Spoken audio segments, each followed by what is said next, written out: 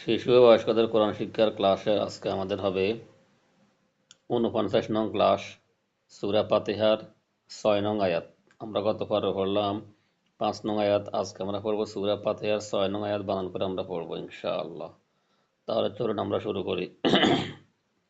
আমরা এই চ্যানেলটি সওয়াবের নিয়তে আমরা সাবস্ক্রাইব করে পাশে থাকবো, যাতে করে আমরা পরবর্তী ভিডিওগুলো আমরা পাইতে পারি।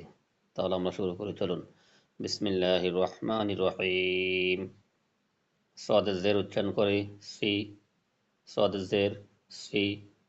র জবর বামে খালি আলিফ র, র জবর বামে খালি আলিফ র। ত জবর লামের তাসদিদ, ত জবর লামের তাসদিদ তল, তল তাসদিদের কায়দা।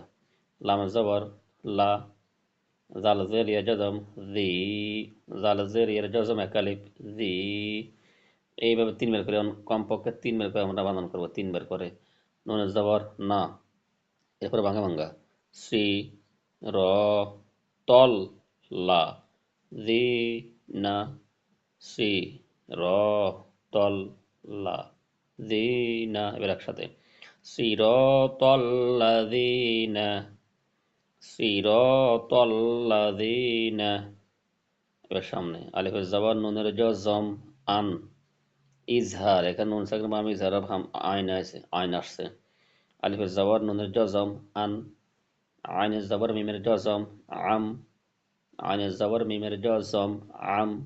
তা জবর তা, আন আম তা। তারপরে আইনের জবর আ, লামের জবর ইয়া জজম লাই, হাজের মিমের জজম হিম আ লাই হিম। সিরাতাল্লাযীনা আন'আমতা আলাইহিম, সিরাতাল্লাযীনা আন'আমতা আলাইহিম। আজকে এই পর্যন্ত থাক।